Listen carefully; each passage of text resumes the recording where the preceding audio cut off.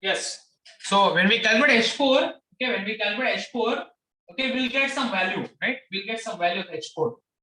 And H4 we received as, okay, can you do the calculation? H4, it's 1810. I'll just write down that value. H4 we are getting as 1810.22 kilojoule per kg. 0.22 kilojoule per kg. Is that okay? H4 we got this value. Okay, this is the value of H4 what we got. Try to understand. This is the value of H4 what we got, right? H4 we got. Okay, so we have H1, we have H2, okay, we have H3. Okay? H3 value we have H4, right? So now see, during 3 to 4, what happens? During 3 to 4, expansion occurs, and during 3 to 4, power gets produced by the turbine. How to calculate power produced by the turbine? That is WT. WT is given by difference in the enthalpy, okay, at the inlet and at the outlet. So H3 minus H4 will give you the power produced by the turbine. So H3 we already have 2794.2. 2794.2. H4 is 1810.22. Okay, so from this what value of turbine work we get? We'll get it is equal to 983.98. Okay, kilojoule per kg, right? Kilojoule. Is that okay?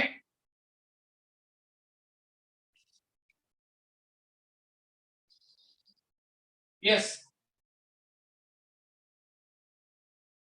Okay, so this what we got, it's a power produced by the turbine. Power produced by the turbine during 3 to 4. So this much amount of the power is being produced by the turbine, okay, during the expansion. Now see how to calculate heat rejected in the condenser. So heat rejected in the condenser, okay, it is indicated by heat rejected in the condenser. It is indicated by QR, okay, that is heat rejected. How to calculate heat rejected? It is difference in the enthalpy at the inlet of the condenser minus enthalpy at the outlet to the condenser. That is H4 minus H1. Okay, H4 we already know 1810.22 minus H1, that is heat. H1 enthalpy at point number 1, we already know 137.8. So when we calculate this value, okay, we get it's equal to 1672.42. 1672.42 kilojoule per kg. Kilojoule per, okay. Now see, let us calculate efficiency now. Okay. Now how to calculate efficiency? Efficiency is given by, okay, what is the net work produced upon what heat you have supplied. Okay. Net work produced upon heat supplied. How to calculate net work? Okay, now net work I need to calculate. Net work is given by what power produced minus what power is consumed. Okay. So power produced minus power consumed will give me the net work. So WT we already know, right? 983.98 minus WP, okay, that is WP we already calculated, it's 5.01. Okay, so what net power we will get? Okay, net power, okay, we are getting, okay, can you do this calculation? 983.98 minus 5.01. Okay, how much we are getting? Yes.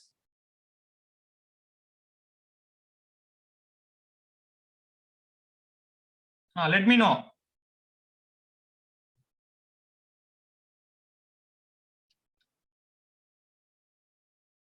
$978.97 will get, right? 978.97 kilojoule per, right? So this is the value what we got. Okay, now let us calculate efficiency. Efficiency is given by network, that is 978.97 upon heat supplied. How much heat is supplied? That also we have calculated. Heat supplied QS 2651.39.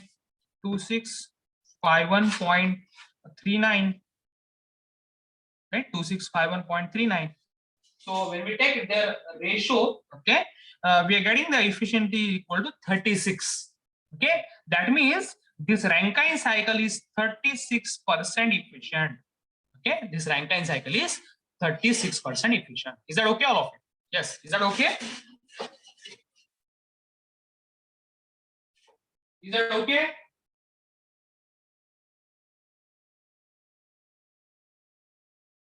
Is it okay with this problem? Yes, sir. Yes.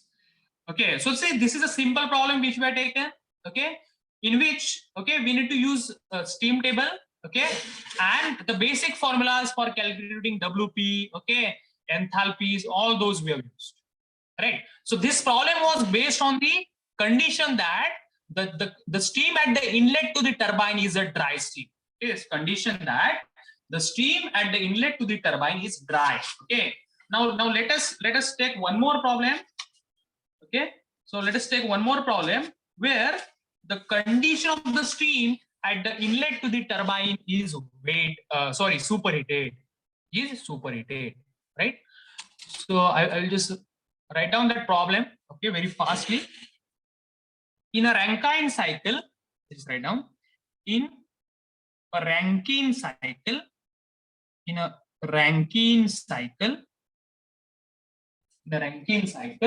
the steam at the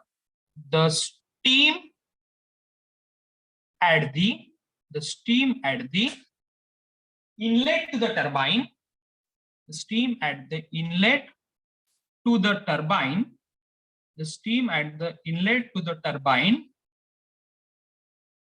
is at 100 bar, and 500 degrees Celsius,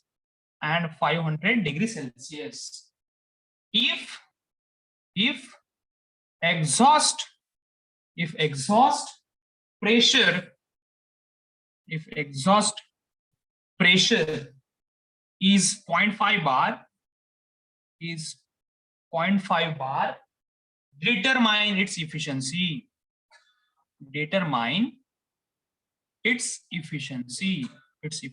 See, the problem is only very simple, and there is only one change. Okay, instead of dry steam, it's a superheated steam. Okay, so major difference will be how to calculate enthalpy of superheated steam. I repeat. See, the point number 3, at point number 3, the steam was dry. So how we have calculated enthalpy? Okay, at point number 3, the steam was dry. So how we have calculated enthalpy? Enthalpy at point number 3 is equal to Hg. It is directly equal to Hg because the steam was dry. Okay, now here there will be the difference. How to calculate the enthalpy of superheated steam? Okay, so let us start with the okay, diagram. Okay, so diagram is very important. Okay, now, okay, I will just plot the diagram. Okay, so this is basically the TS diagram, T scale, S scale. Okay, now see, as I told you, okay, I told you the two diagrams at the starting. Okay, so now the steam is superheated. Can you tell me out of these two, which diagram I should use for superheated steam? Which diagram I should use?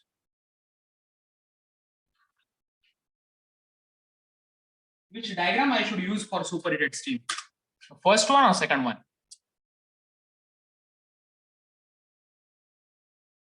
Yes. See, when point number 3 it is on the right hand side of the curve, it's a dry. When point number 3 it's lying on the right hand side of the curve, it is superheated. So obviously I need to draw this diagram. Okay, so I will start drawing that diagram.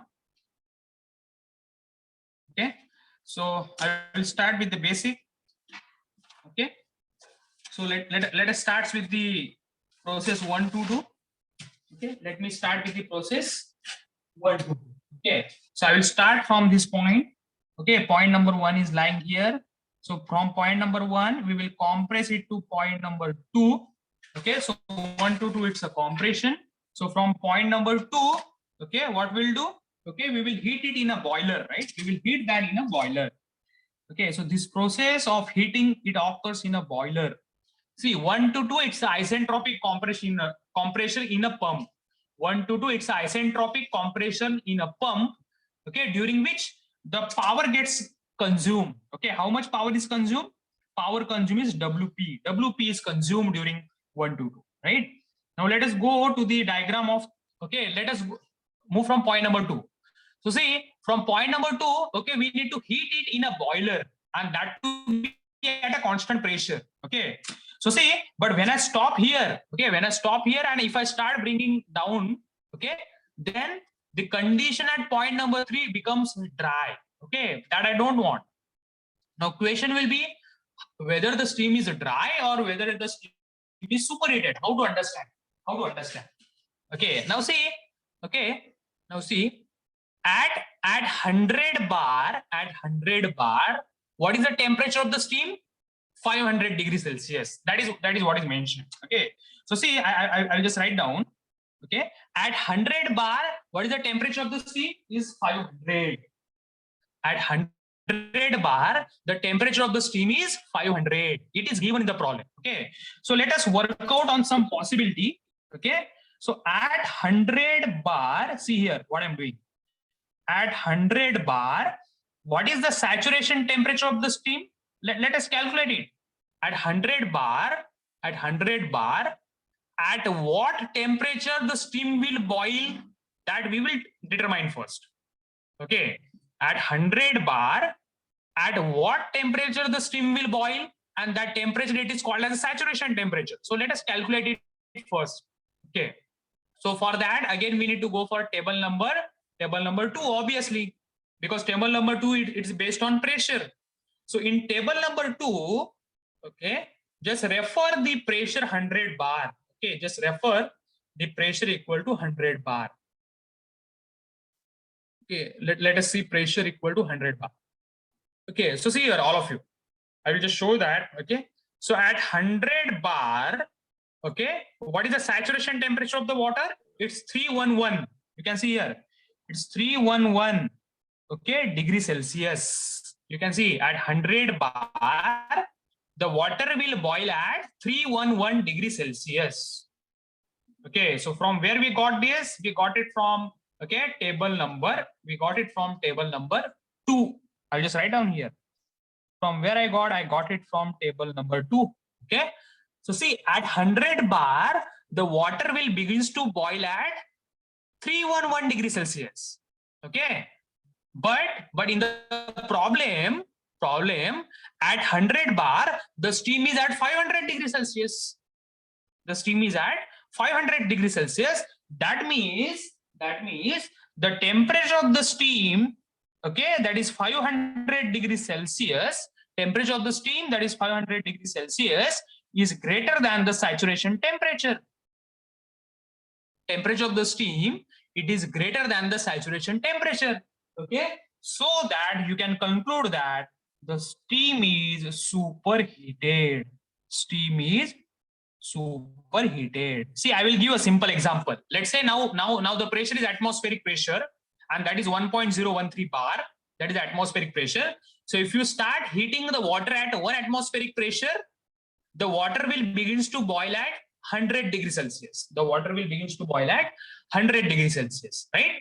But if you heat the water above the 100 degrees Celsius, let's say you have heated it to 150 degrees Celsius, okay, then you can say that the steam is superheated.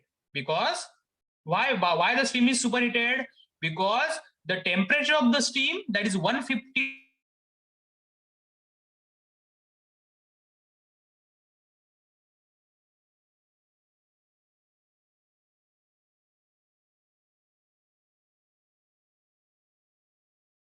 that is 100.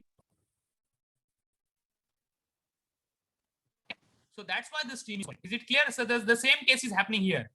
At 100 bar, the water will boil at 311 degrees Celsius. Okay, but at 100 bar, in the problem, what temperature they have? They have at 500 degrees Celsius. That means they are above the saturation temperature. Okay, in that case, we can say that the steam is superheated. Is that okay? Is that okay? See, this is a very important point. Okay, in the problem, nowhere they have mentioned that the steam is superheated. Okay, so what we have done, corresponding to the pressure 100 bar, we have determined the saturation temperature, and it was coming to be 311 degrees Celsius. Okay, so when we compare the 500 degrees Celsius temperature of the steam, okay, it is greater than the saturation temperature, which is 311 degrees Celsius. That means the steam is superheated. Is that okay? Is that okay or not? See, let me clear you. When there is a problem on a Rankine cycle, there are only two possibilities. One is either dry steam or it's a superheated steam. If it's a dry steam, okay, obviously it is required to mention in the problem that the steam is dry. Okay, but if it is the superheated steam, okay, so we need to determine or we need to check it whether it's a superheated or not. Is that okay? And how to determine it? So whatever the pressure is given, based on that pressure, you determine the saturation temperature. Okay. And if whatever the temperature that is given in the problem, if it is greater than the saturation temperature, you can conclude that the steam is superheated. Is that okay? Yes. Is that okay or not? Yes or no? Let me know. Is that okay? So I need to extend it. Okay. I need to take the point number 3 here now. The reason behind this is if I stop or if I take point number 3 here, okay, it's a dry. I want it to be superheated. That is in the right hand side of the curve. So I will take it as okay here. Okay. Now I'll just come it down. Okay, from point number 3.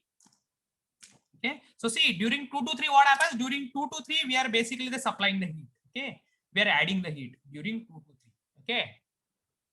So this process 2 to 3, the process 2 to 3, where it occurs in a boiler.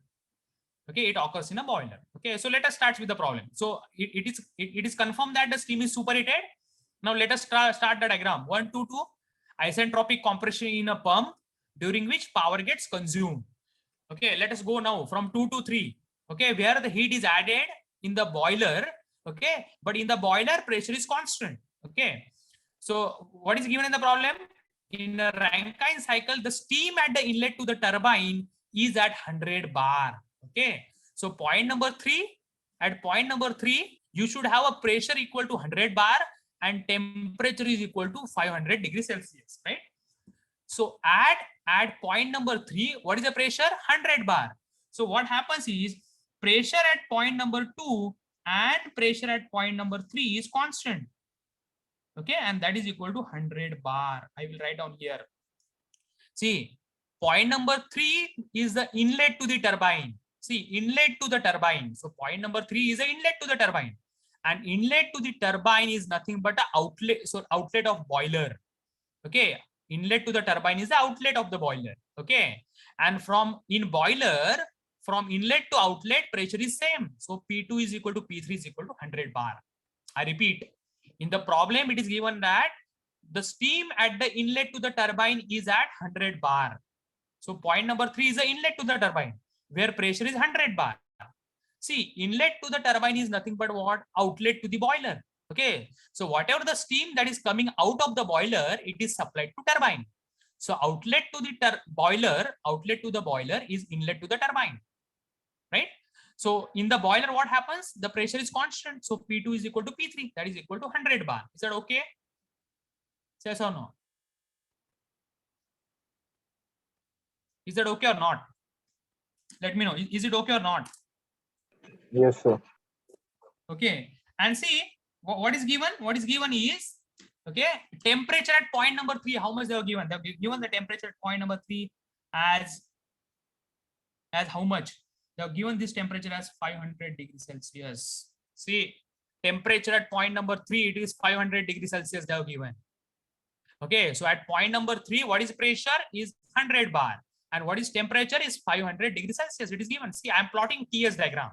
So obviously on temperature scale, I can show that temperature 500 degrees Celsius.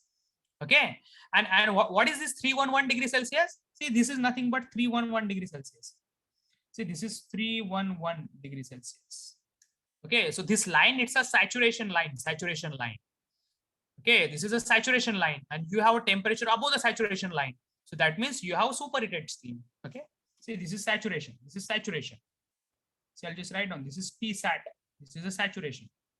T saturation, and this is T superheated, right? Is that okay? Is that okay or not? Now, what I have given? If exhaust pressure is 0.0, if exhaust pressure is 0.5 bar, okay, what is exhaust pressure? See, when exhaust occur, for exhaust, obviously we should conduct an expansion. Okay, so we'll expand from point number 3, okay, vertically down. Okay, so we have expanded from point number 3 in a downward direction, okay, till point number 4. I repeat. Okay, so this is the point number 4 what we want. So we expanded from point number 3 to 4. So 3 to 4 is the expansion. Okay, and see, 3 is the inlet to the turbine, and 4 is the outlet to the turbine.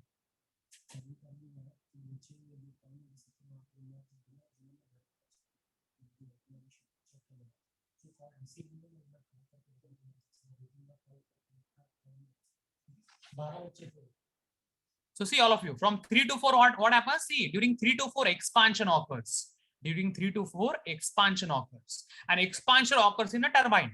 So 3 is the inlet and 4 is the outlet. Or outlet, it is also known as exhaust. Okay, so what they're mentioning, the exhaust pressure is 0.5 bar. So at point number 4, we want pressure equal to what? 0.5 bar. Okay, so pressure at point number 4 is 0.5 bar. Okay, so how I should show that? Okay, so I will show it like this. See here, all of you see here. So see this process 4 to 1, it occurs in a what? Condenser. See, point number 4, it's the outlet to the boiler, sorry, outlet to the turbine. Point number 4, it's the outlet to the turbine, and outlet to the turbine is the inlet to the condenser. And in condenser, that means what? Okay, see, all of you repeat. Outlet to the turbine is nothing but inlet to the condenser, and from inlet to the outlet of the condenser, pressure is same. That is P1 is equal to P4. Okay, and that is equal to 0.5 bar. Is that okay? Yes or no? P1 is equal to P4 and P is equal to 0.5 bar. Right? See, in general, you remember only these two things. Rankine cycle operates only between two pressure. One is the boiler pressure and second is the condenser pressure. What is boiler pressure?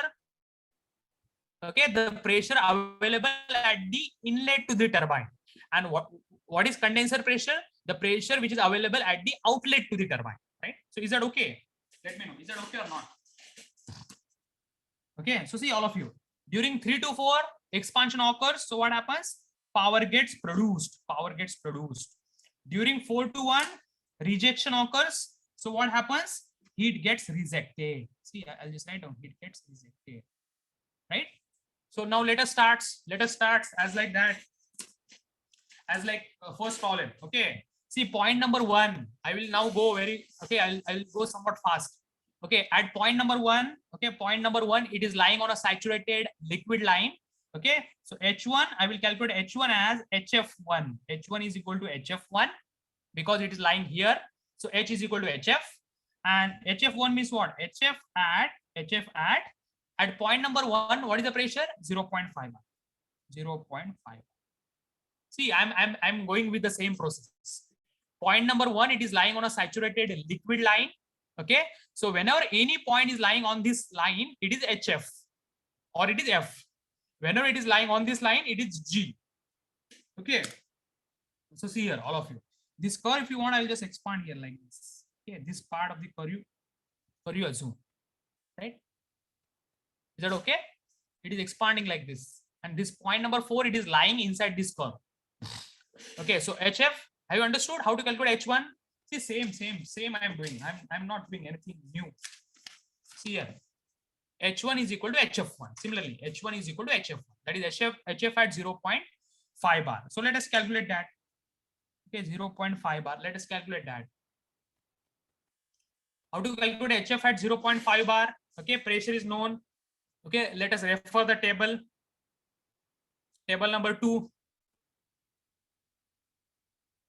Okay, table number 2 will refer because what is that? 0.5 bar. Okay, all of you see that table. See 0.5 bar, all of you can see at 0.5 bar. Okay, what is HF? Okay, see.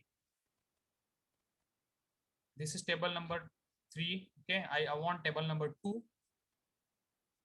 Okay, see this one 0.5 bar. See, all of you, this is table number 2. You can see starting column is pressure. Okay, that's why it's table number 2. Okay, see, you can see here pressure. 0.5 bar. 0.5 bar is the pressure. And what I want HF. You can see HF. 340.6. Can you see that? 340.6. Yes. Can you see this value? 340.6 kilojoule per kg. From where we got it from table 2. This is from table number 2. Is it okay? 340.6 HF at 0.5. Is it okay or not? Let me know. Is that okay? Yes, I got it from table number 2. Right? Is that okay? Yes or no? So H1 I got. H1, see H is equal to HF directly. H is equal to HF because it is lying on this curve. H is equal to HF. So H1 is equal to HF1. See, H is equal to HF. So write down 1, 1. Okay. So HF I have written here. What is 1? That is 0.5 bar. So that value I got it from table number 2. Okay. Now let us calculate what is the power consumed by the pump. How to calculate power consumed by the pump? Same formula I will write down. V1 into P2 minus P1. Right? V1 into P2 minus P1. Same formula. So now see, as H is equal to HF, V becomes equal to VF. Okay, so that is nothing but VF1. Okay, into P2 minus P1. Into P2 minus P1. Okay, so now what is VF1? Again, it is VF. I'll write down VF as it is. What is 1? 1 means at 0.5 bar. 0.5 bar. Right? 0.5 bar. Into P2 minus P1. Into P2 minus P1. Right? Yes or no? So this values now we should write down here. So E is equal to, now VF at 0.5 bar. VF at 0.5 bar I requires. So for that I will go to table. Okay. Let us see that. VF at 0.5 bar. See, this is 0.5. And what is VF? See, this is the value. VF 0.00 0.001 030, right? 0.001030, right? That is 0. Okay, that is the value of VF at 0.5 bar. Okay, so that value I got. That value I got from where I got. Okay, this value I got it from what? Table 2. This value I got it from table number 2. And this pressure has to be in kilopascal. I repeat, this has to be in kilopascal. Right? So this I have written. VF I have written from table number 2, P2 minus P1. Let's do that. What is P2? It's 100. Right? Minus what is P1? It's 0.5. Okay, see here. For 1 to 2, maximum pressure is P2 and minimum pressure is P1. So P2 minus P1. Okay, we'll multiply by 10 raised to power 2. So it becomes in kilopascal. Right? So let us get this value. WP. WP. Okay, what value of WP what we got? It's 10.24. 10.24 kilojoule per kg. Kilojoule per kg. Okay, so this is the value of WP what we got. Right? All of you, let me know. Are you able to get this thing or not? Let me know. Because see, this has been already explained you. This what we have already done in the last numericals. The same procedure I'm repeating. Right? So is it okay? Till point number 2. Okay, WP we got. Now what is WP? WP is nothing but, how to calculate WP? It is nothing but H2 minus H1. WP is H2 minus H1. Okay, so WP we have 10.24 is equal to H2. H2 value of H2 I supposed to determine minus H1. We already have it 340.6. You can check it 340.6. This is the H1. WP this is 10.24. So from this we will get the H2 value of H2. Let's calculate H2. What value of H2 we got? We got H2 equal to 350.84. 350.84 kilojoule per kg. 350.84 kilojoule per kg. Okay, so this is the value of H2 we got. See, we know the enthalpy at point number 1. We know the enthalpy at point number 2. Okay. Similarly, we need to calculate H3 and H4. H3 and H4. Now see, now this is the very important thing which will separate this problem from previous call. Okay, in previous problem, you can see in the previous problem, if I go, how I calculate H3? H3 I directly equal to Hg. See, H is directly equal to Hg because the steam was dry, and this value I directly pick it from a table number 2. This I can't able to do here. Okay, I need to calculate now the enthalpy of superheated steam. I repeat, point number 3 is a superheated. So how to calculate enthalpy of superheated steam? Okay, so for that, all of you, I need to calculate enthalpy of superheated steam. Okay, so this is H3. I will directly write down here. H3. How to calculate enthalpy of superheated steam? Okay, so at point number 3, pressure is 100 bar and temperature is 500 degrees Celsius. You see, 100 bar and 500 degrees Celsius. So this is the pressure is 100 and temperature is 500. Okay, now see, whenever it's a superheated steam, I already told you, you need to refer, okay, table number 3 for enthalpy, table number 4. Okay, see, I will just show you that. Okay, what we already practiced. I will show you that thing now only. Okay, so okay, I will just put that screen. I will put it that on here on the screen.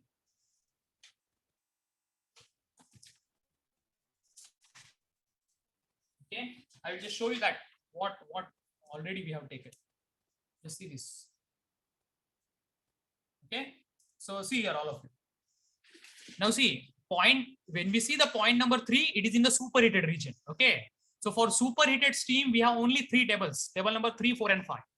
Okay, now table number 1 and 2, they are not useful. Okay, for calculating the enthalpy or any properties of the superheated steam. See, you can see table number 1 and 2 we can use for either dry or wet steam or for a liquid. Okay, now it's a superheated. For we need to go for 3 or 4 or 5. When we need to calculate volume, we need to go for table number 3. When we need to calculate enthalpy, we need to go for table number 4. When we need to calculate entropy, we need to go for table number 5. Okay, now what I require enthalpy. So I will go now for table number 4. Okay, now I will go for table number 4. Is that okay? Let me know, is that okay or not? Yes, is that okay? Okay, so now what I will do, I will go for table number 4. Okay, so let us go to table number 4. See, this is let us see. This is table number 3. Table number 3 I don't require now. It's a volume. Okay, now we will go for next table. Table number, this is table number 3. Now see, you can see table number 4. Can you see table number 4? Okay, so at table number 4, what pressure we want? We want pressure 100 bar we want. So let's see this first column. Okay, absolute pressure. We need to search it for 100 bar pressure. So let us see 100 bar where it is there. Okay, here it is lying. Okay, because see, this is 100 bar. See, I repeating. See, this is table number 4. Okay, table number 4, we are searching for 100 bar pressure. Okay, so you can see 100 bar pressure here. Right, this is 100 bar. Okay, this is 100 bar. See, pressure is 100 bar and temperature is 500 degrees Celsius. I repeat, pressure is 100 bar and temperature is 500 degrees Celsius. You can see 100 bar and 500 degrees Celsius. Okay, we need to search it for enthalpy.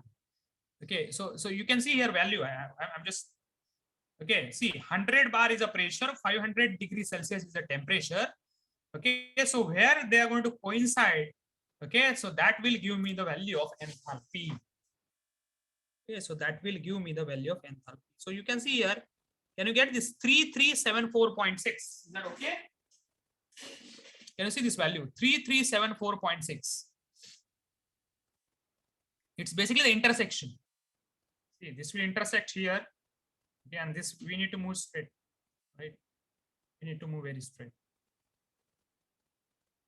Right. Is it okay? You can see here.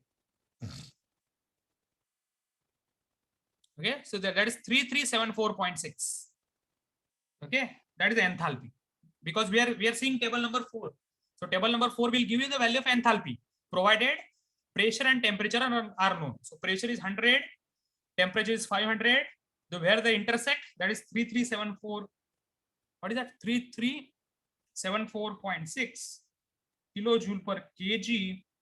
Okay, it is enthalpy. From where you got it from table number 4. It's very simple. Okay, no need to use any formula. Okay, directly just have that pressure, you have a temperature, so this will give you the value. Is it okay? Is it okay or not? Let me know. Is it okay or not?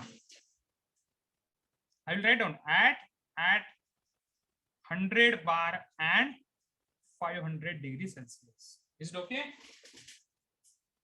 Is it okay or not? Let me know. Yes. Is it okay? Have understood this? Okay. So we got this H3. H3 we got. So how to calculate heat supplied in the boiler? Heat supplied in the boiler is given by H3 minus H2. See, during 2 to 3 heat is supplied. How you will calculate how much heat is supplied? So it is and difference between the enthalpy at the outlet to the boiler minus enthalpy at the inlet to the boiler. Okay. So H3 we already have it, 3374.6 minus H2 350.84. So this value, okay, S3 minus H4, that is heat supplied in the boiler. How much you are getting? 3023.76 kilojoule per kg. See, this much amount of heat it is supplied in the boiler. Okay, so it is given by H3 minus H2. So this value we got. Is it okay? Is it okay or not? Let me know. Is it okay? Is it okay or not? Yes, sir. Okay. Now see, we have H1. H1 is simple, directly HF. Okay, how to calculate H2? H2 is by using this formula of WP. How to calculate WP? It is by using this formula. Okay, similarly, we got H3. See, H1 we have calculated, H2 we have calculated, H3 we have calculated, right? Now we should calculate H4. H4. We should calculate H4 now. Okay, now how to calculate H4? Okay, same formula we need to refer. Okay, see here, all of you. This is how I should calculate H4. But for calculating H4, X4 should be known. Okay, so let us do this calculation first. Let us do this calculation first for S4. Okay, so see here how I'll start. At point number 3, I will first calculate entropy. Entropy. Okay, so I will calculate entropy at point number 3. I repeat. At point number 3, I will calculate entropy. Entropy. Okay, so entropy at point number 3. How to calculate? Again, at point number 3, the steam is superheated. So as like enthalpy, okay, I will calculate entropy. In which table I will get entropy? I need to go for table number 5. I repeat, table number 3 will give you the volume. Table number 4 will give you the enthalpy. Similarly, table number 5 will give you the entropy. Okay, but at what properties? At 100 bar and what temperature? 500 degrees Celsius, right? So we'll go to table number 5. Okay, so let us see table number 5. So this is table number 4 in which we see this is table number 4. We'll just go ahead. Okay, now we are in table number 5. So table number 5 will give you what? Entropy. It is written specific entropy. It will give what pressure we want. We want pressure 100. So it is the last page. Okay, you can see it's the last page. See, this is 100. See, 100. Sorry. See, this is 100. At 100, and what is the temperature? Temperature is 500. You can see 500. So we need to go inside that, right? We need to go inside.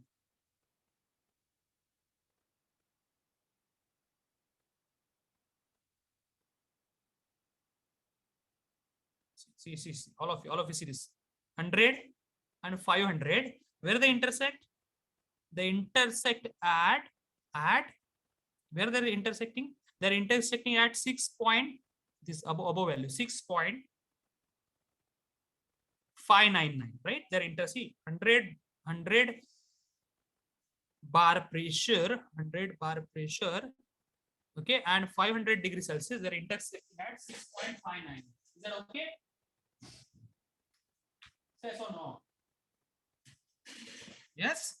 So what entropy we got? 6.599 kilojoule per kg Kelvin. Is it okay? Is it okay or not? Let me know.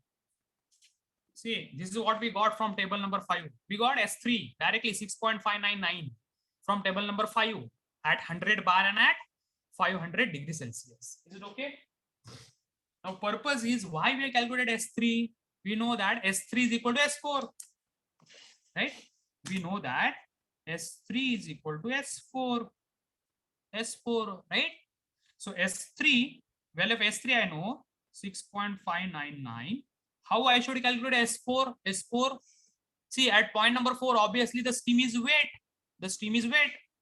Okay. So how to calculate entropy of wet steam? Entropy of wet steam is given by SF plus X into SFG. I repeat. See, same I have written in the last numerical. You can see S4 is SF plus X into SFG. Same I'm writing. S4 is SF plus X into SFG. But this is at which point? Point number 4. Point number 4. Point number 4. Right? So 6.599 is equal to SF. What is point number 4? At point number 4, what is pressure? 0.5 bar. So SF at 0.5 bar plus X4 into SFG at point number 4. What is the pressure? 0.5 bar. 0.5. Is it okay? So now let us, okay, now let us pick these values. Okay, now let us pick these values from the table. Okay, let us pick these values from the table. Okay, so 6.599 is equal to SF at 0.5 bar. Okay, now see what we want. We want SF. SF it is at point number 4, right? Point number 4, which is in the weight region. So weight means what? Whenever it's a weight, okay, we need to go table number 1 or table number 2.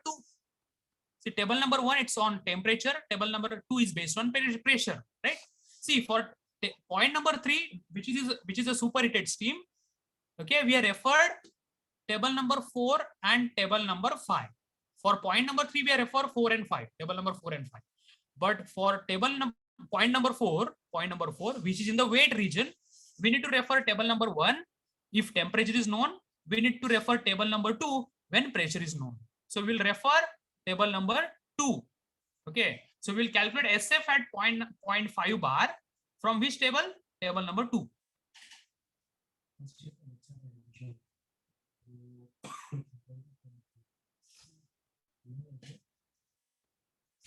Okay.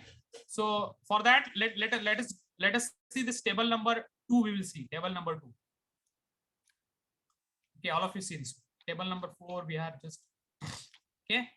So all of you remember, only for point number 3 we have refer superheated table.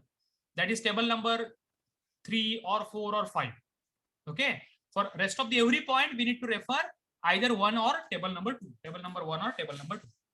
So let us see this. This is table number 2, which is based on pressure, and we want to be 0.5. We want this pressure to be 0.5. We want, right? So we'll go ahead. 0.5 pressure. So you can see here the pressure is 0. Here the pressure is 0.5. Here the pressure is 0.5. Okay. And here the pressure is 0.5 bar. Okay. And what we want SF. We want SF. This is SF, right? Above value you can see. I'll just clear that. This is SF. So this is pressure 0.5 bar, and this is SF 0.091. This is 0.091.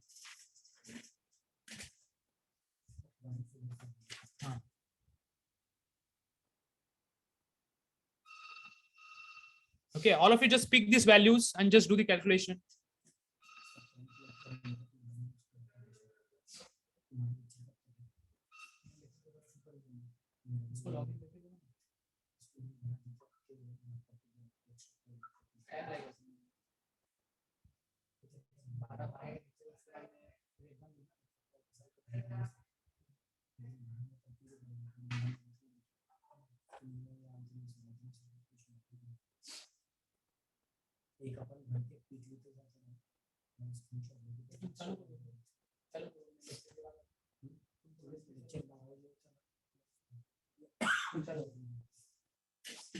So see all of you, we need to have the pressure 0.50 and what is SF?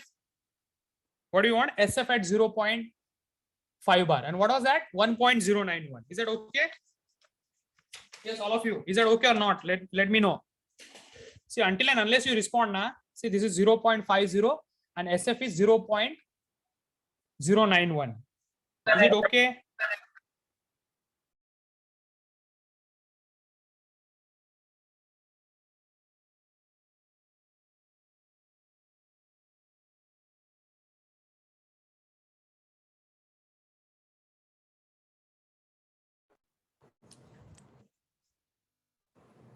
Okay, all of you, is that okay or not? Let me know.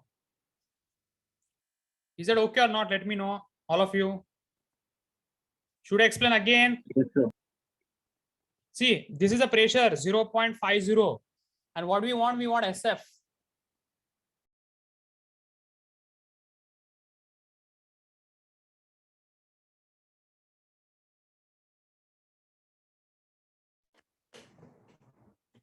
See, pressure is 0.50, okay, and entropy is 1.091, right?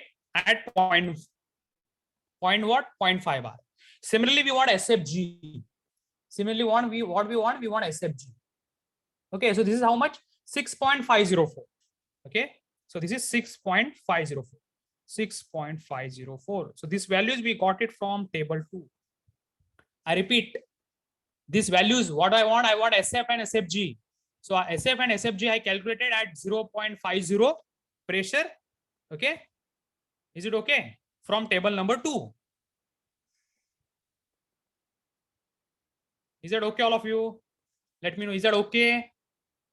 Yes. Yes, sir. Okay, so let us calculate X4 from this. Okay, X4 we how much X4 we got? X4 we got, okay, it is equal to 0.84. X4 we got equal to 0.84. Okay, so now we have X4, we have drain inspection X4. Okay, so as like S4, I will write down H4. I repeat, as like S. See, ultimate aim to write down this formula is to get the value of dryness fraction. By equating these two values, what I got? Dryness fraction, because that dryness fraction I need to use for calculating enthalpy. Now let us see how I'm writing H4.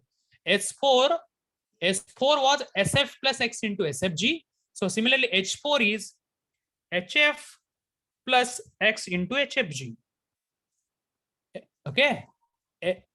See, S was SF plus X into SFG. So H is HF plus X into HFG. Only I replace S by H. So this is at point number 4. This is at point number 4. This is at point number 4. Okay. So similarly, I will write down what is HF at point number 4. That is HF at point number 4 is what? 0.5 bar plus X4 into what is HFG?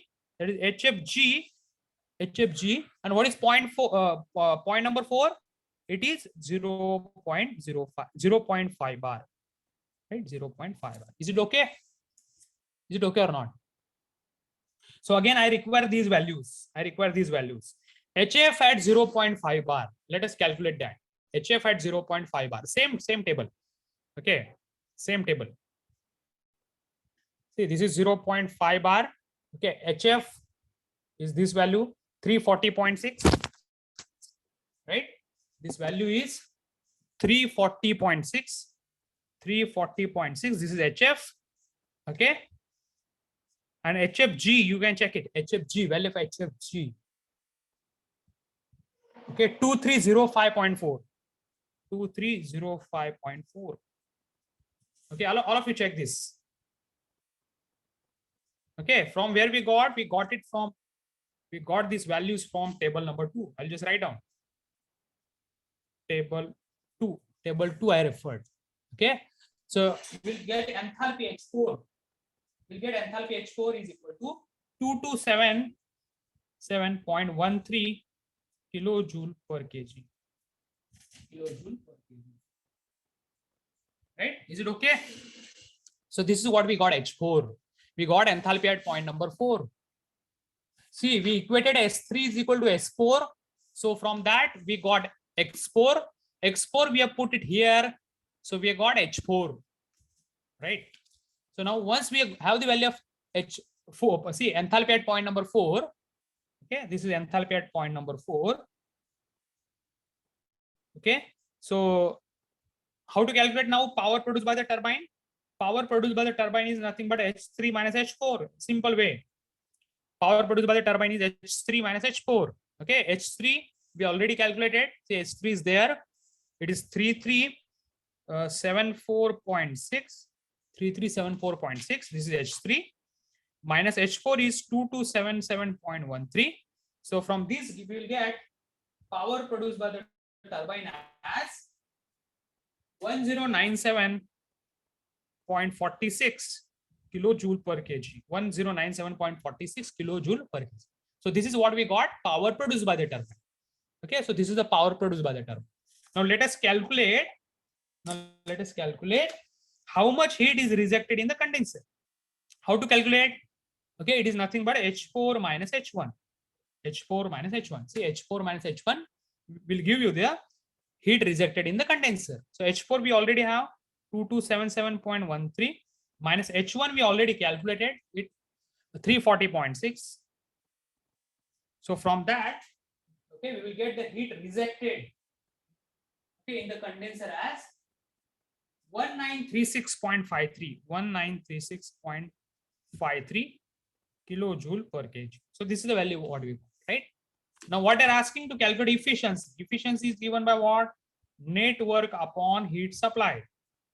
So okay, net heat supplied, that value I already know. Heat supplied 3023.76. 3023.76. That is the heat supplied. How to calculate net work? Net work is basically the difference between power produced minus power consumed. Power is produced by the turbine, power is consumed by the pump. Okay, WT already value we have 1097.46 minus WP, okay, power consumed by the pump 10.24. So from this we will get some network, right? Network we got. How much network we got, all of you? Yes.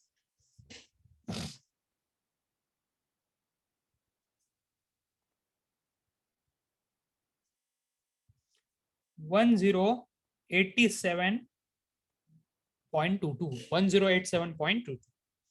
So this is the network what we got, right? So this is 1087.22. Okay. So network upon heat supply. So this value is coming to be 0.35. That is 30% efficient, right?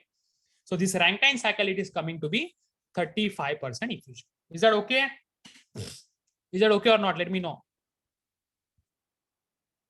Yes, all of you. Is it okay?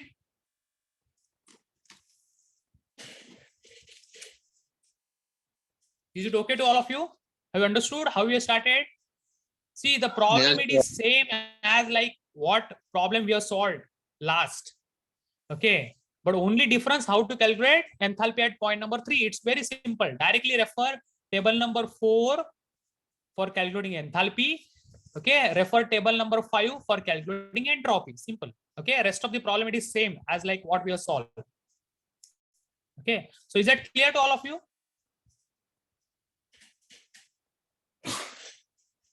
Is that clear to all of you? Yes.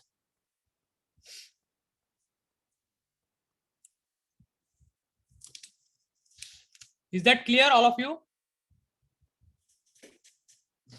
Yes, sir. Okay. So what we'll do is today we will conclude this session. Okay, and today, okay, we have finished with the fourth module.